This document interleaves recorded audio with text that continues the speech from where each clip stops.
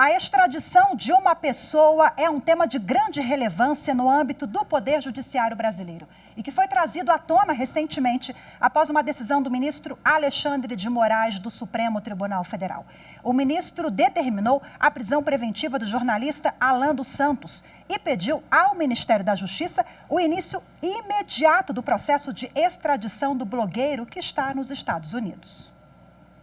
Na decisão, o ministro Alexandre de Moraes, além de determinar a prisão preventiva do jornalista e blogueiro Alan dos Santos, ainda pediu à Polícia Federal para incluir o nome do suspeito na lista da Interpol, para garantir que o jornalista seja capturado e retorne ao Brasil o quanto antes.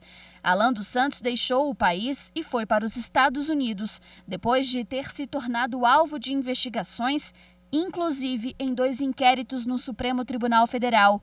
Um deles apura ameaças a ministros da Corte e a disseminação de conteúdo falso na internet.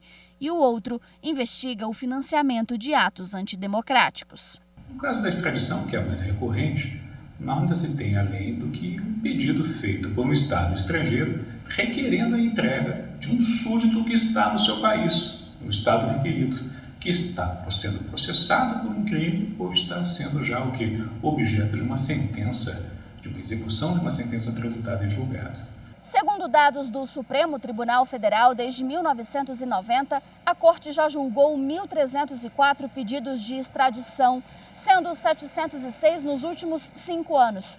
Somente em 2020 chegaram ao Supremo 48 novos pedidos. Diante da importância do assunto, o Conselho da Justiça Federal criou uma divisão para tratar da extradição no âmbito do Judiciário.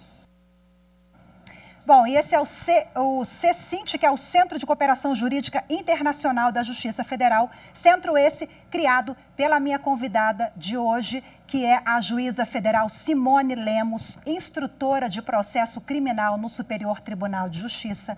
Olá, doutora Simone, muito obrigada pela sua participação. Boa tarde. Boa tarde, eu que agradeço o convite. Explica para a gente direitinho de onde surgiu a ideia da criação desse centro.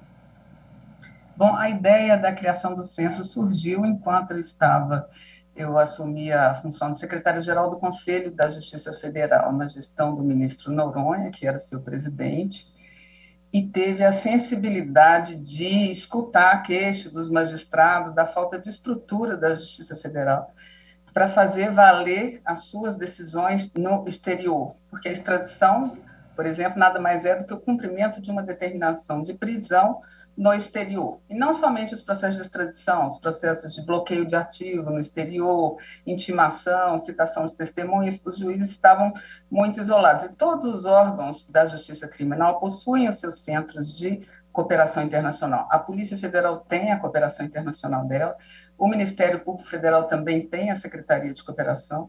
Então, existia uma falha de estrutura na Justiça Federal.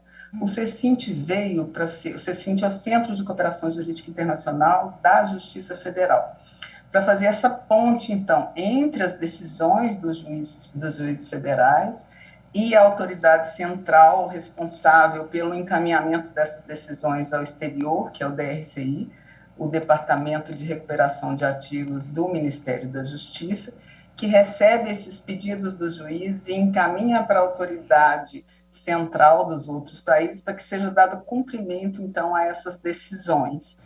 O processo no CECINT, ele é organizado, é promovida a tradução de todos os documentos, ou seja, o processo já fica pronto realmente para cumprimento, porque se chega uma decisão que não está traduzida, por exemplo, ela não pode ser cumprida, e a partir daí o CECINT acompanha, então, todo o desenvolvimento daquele cumprimento da decisão judicial, tanto nos processos ativos, quando os juízes federais pedem que suas decisões sejam cumpridas no exterior, como também na cooperação passiva, quando se recebe o pedido para que as decisões dos estrangeiros sejam cumpridas no Brasil.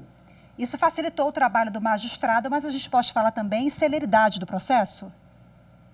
Sim, com certeza, porque muitos processos ficavam parados por falta de cumprimento de requisitos para extradição, por exemplo, de tradução de documento, de falta de documento nos processos. Então, hoje, o CECINT é um órgão organizado, estruturado, com servidores treinados. A gente tem cadastramento também de tradutores de todas, da maioria das línguas, todas que a gente recebe pedido de cooperação, tanto as mais comuns, como inglês, francês, quanto aquelas mais exóticas também. Uhum. Só que o CECINT ele foi criado um pouco antes da pandemia. Ele foi estruturado, os processos licitatórios foram feitos, e aí a gente foi tomado de surpresa aí com essa pandemia, o que atrapalhou um pouco a divulgação e a utilização. Mas a gente pode dizer que ele está a pleno vapor na gestão agora do ministro Humberto, que é o presidente do STJ e do CJF, que deu continuidade a esse importante projeto do ministro Noronha. Simone, ele é na esfera federal, né? Mas existem centros de apoio também, trabalhos similares em outras esferas, nas estaduais, mesmo que a demanda seja predominantemente na federal, né?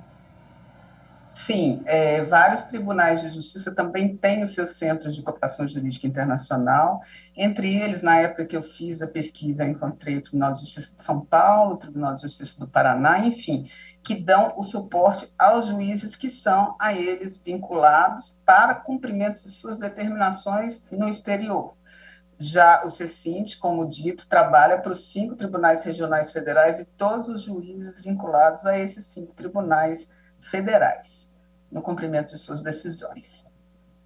O apoio é feito, porque em muitos casos hoje é necessário ouvir testemunhas, a pessoa que está fora, é um processo complexo, né? Sim.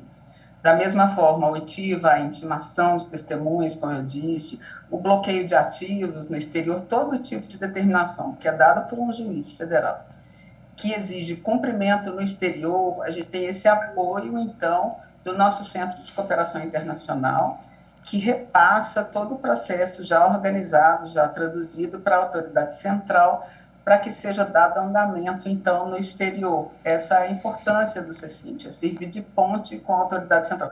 Quando eu comecei esse trabalho de criação do CECINT e entrei em contato com os órgãos de justiça que se envolvem com a cooperação internacional, havia muitas queixas com relação aos processos e aos procedimentos para cumprimento de determinações de juízes federais, especialmente aqueles que não estavam muito familiarizados com o cumprimento de decisões no exterior. Não aquelas varas que têm pedidos rotineiros, diários das grandes capitais, mas às vezes juízes que estão realmente isolados nesse Brasil afora e que não tinham nem a quem se dirigir para poder tirar dúvidas, para poder fazer com que seu pedido fosse cumprido mais rapidamente.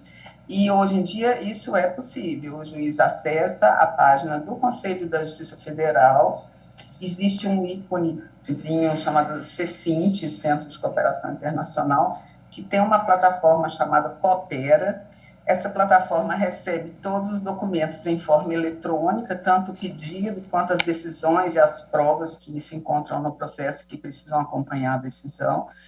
O CECINT recebe, organiza, traduz se necessário e já encaminha, então, para o Ministério da Justiça. Hoje, essa lacuna está suprida, é uma grande alegria, e fica aqui uma alegria de uma juíza que sofreu muito com essa falta de apoio também. E que bom, agora a alegria de todos os magistrados do país que conseguem acessar a plataforma e têm acesso graças à sua iniciativa, a semente que foi plantada lá atrás, né, doutora Simone? Muito obrigada, viu? E lembrando que o endereço do CJF é cjf.jus.br.